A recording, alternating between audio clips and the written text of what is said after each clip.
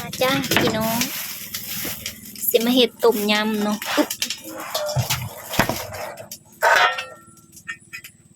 นี่อันนี้ล้างแล้วยังบอกเลยเลยนะว่ายังในกุ้งพี่น้องสหงตัวบริเห็นจังเบิ่งบริเห็นสหงสีอันเห็ดต้มยำอันนี้แม่เพิ่นก็สิเห็ดเครื่องอีหยังนี่ก็ซื้อมาเบิ่แล้วนะคุณแจ้งมา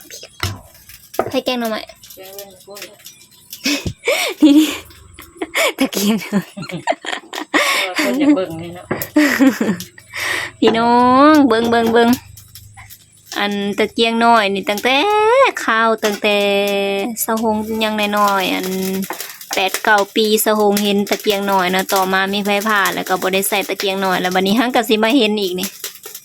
เพราะว่าอยู่หน้านี่บ่มีไผเด้อนี่แต่เก่านั้นใส่โซลาร์เซลล์บัดนี้โซลาร์เซลล์เสร็จกล่องดองแล้วก็เลยบ่มีอันนั้นบ่มีแนวไต้เนาะเพิ่นก็เลยเฮ็ดสูตรโบราณให้อันนี้เฮ็ดสูตรโบราณใส่สิมาอันปาดอันนี้ก่อน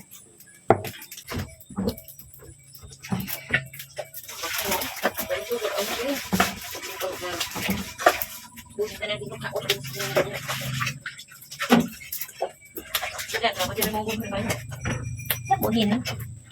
มองบุญอยู่ไสเราไปใส่เด็กบอกนี่วันยังมันสิผิด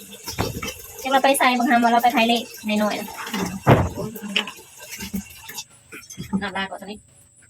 ล้างขวดไปจ้ะก็สมัยจะได้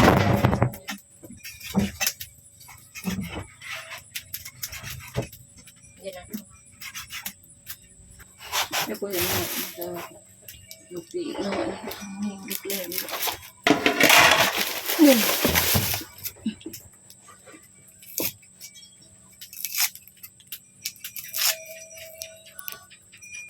อันนี้คือยังบ่ทันล่างเนาะเดี๋ยวซอยแล้วจังล่างบัดเดียวแล้วจังลงหม้อปุ้ยมันว่าก็ได้นี่นี่ฮะ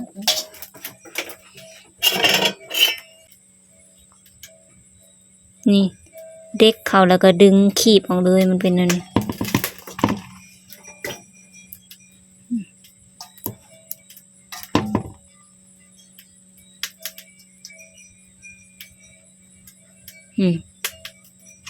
เป็นสาย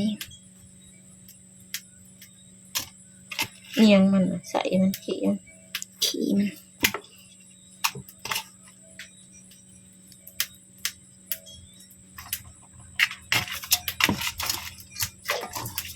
มัดกินกะฮัดกับข้าว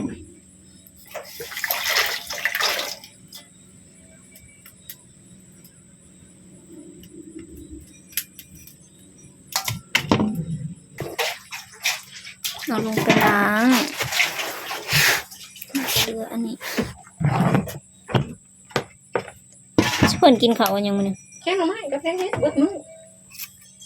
แกงเสียเทียนหัวข่ากับบ่มีหมักนาวมีบ่นี่เกิดได้จัดการให้แล้วมะนาว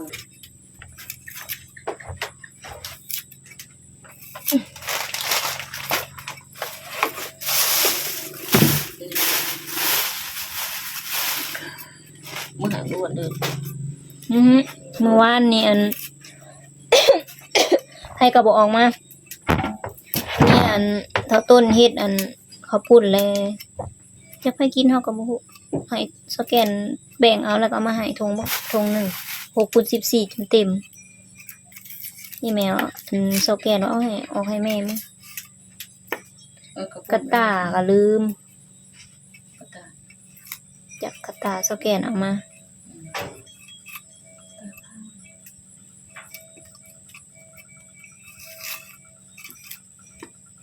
เอาลงหม้อจะเอาแล้วปกติก็เอาข่าหัวซิงไข่อีหยังนั่นแหละ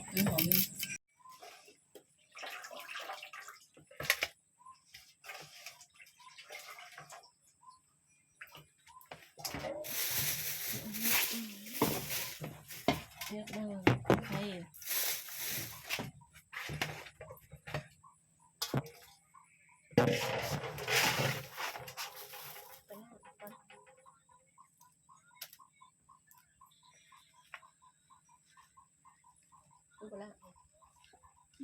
งไปมันอันนี้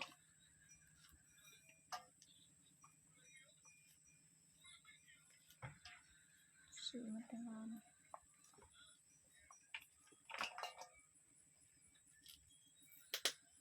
โอ้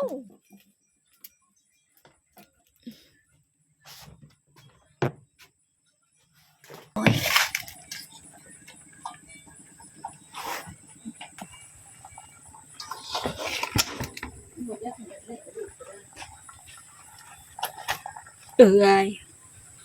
ฮอน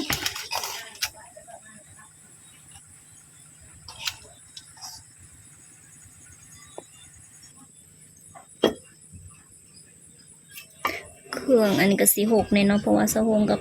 ฟ้าวแน่พี่น้องก็เฮ็ดบึ้บบับแล้วก็สีสุกแล้วก็เสียมากินอยู่บ้านคิดว่าแม่อยู่หน้าหนึ่งเขาเนาะก็เลยเอาออกมาพี่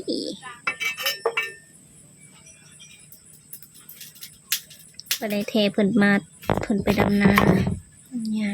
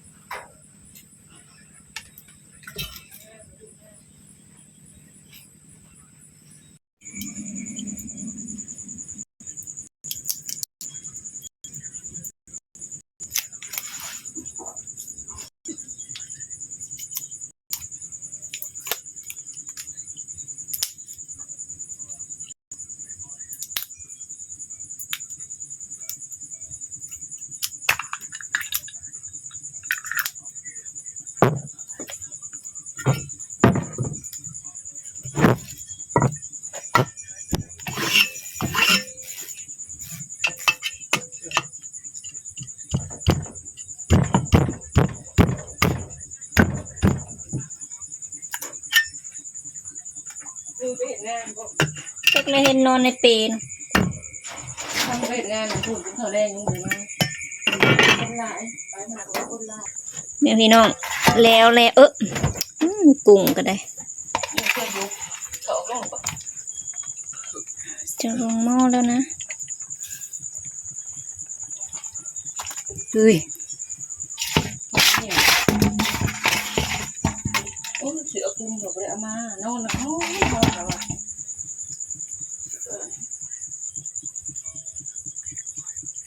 มันสิเป็นต้มอีหยังอันนี้ ตุ่มจ้ะเอาน้ำใส่อีกเลย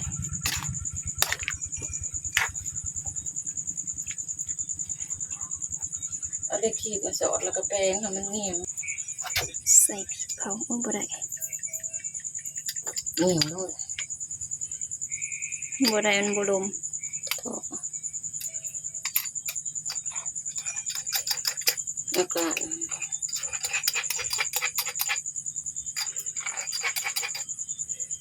ตก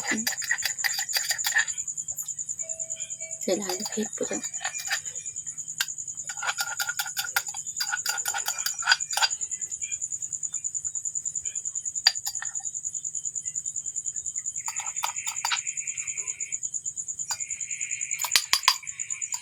อ๋อเผ็ด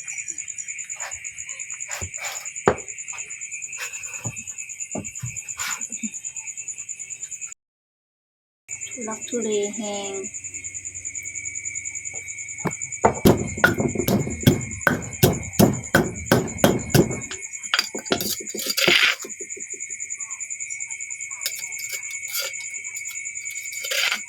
ใบขี้หูด ใบขี้หูดก็ใส่ใบมะกรูดก็ใส่แล้วเนาะอันน้ำปลา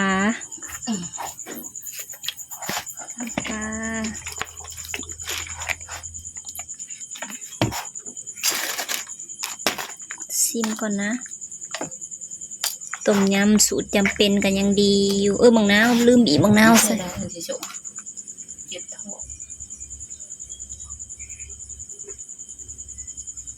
กี่มัน จังนัว